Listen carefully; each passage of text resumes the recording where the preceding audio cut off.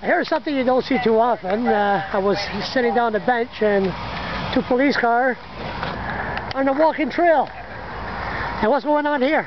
What happened, Charles, tonight is we saw a vehicle that was motorized operating on the roadway, and it was one of these bicycles that had a motor in it, so clearly it was a vehicle that was unregisterable for the road. So as a result of that, he's not allowed to be on the road. And then unfortunately he got onto the walking trail as well. So we had to pull him over because we get a lot of complaints about vehicles on the trail system, ATVs. Do you? So we do, because unfortunately a lot of people utilize them for that reason. So as a result, we stopped them under the Motor Vehicle Act, and under the city bylaw, there's an offense for both of those. That's the second bite I see. I know somebody else that has one of those. Are these bites new, or?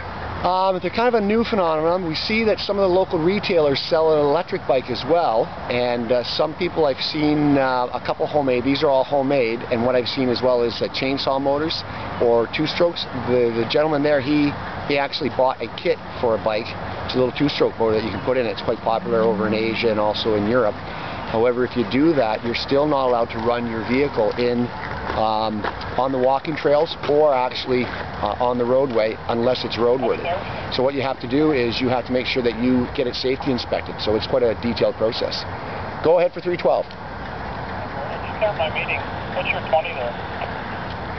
Just about to clear from the walking trail from behind Craig's Electric and heading over to Gibson Park. So that's what I would recommend. I just wanted to see if that's the same. I'm pretty sure it's the same one I saw going up York. Dead for it. He's gone now. It's towed. So that's what I would recommend to people. If they're interested in doing that, it's you're certainly more than welcome to. However, you need to realize that you can't operate it on the public thoroughfares, roadways, or the trails. Generally, what you can do is you can run it in somebody's own private property. That's about it. How fast can that go? Well, that specific individual claimed that it could only do 20 kilometers an hour. I was going down, though, Union Street doing 50 with the flow of traffic, 50 kilometers an hour, and he was certainly keeping pace with the traffic. So it can certainly do, 50 kilometers an hour. You see a lot of those around? No, they're just a newer phenomenon. And, you just said. Yeah, and I just saw probably about 2 or 3 in the last year or so. So they can't go on the road, they can't go on the trail? Or the sidewalk. Can't be on the sidewalk either.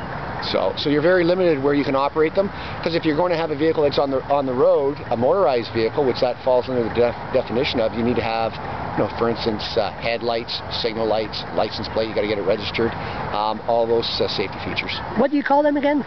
Unregisterable vehicles. No, but what's the name of those bikes? That one there is just it's a homemade motorized bike. Right? Homemade motorized bike. Yeah. So homemade motorized bike are not allowed on the road, on the sidewalk, and especially on the walking trail. Yeah. And the Fredericton Police Force are always on the lookout. We're always on patrol, Charles. That's good. Talk to you later. Watch out for the popo.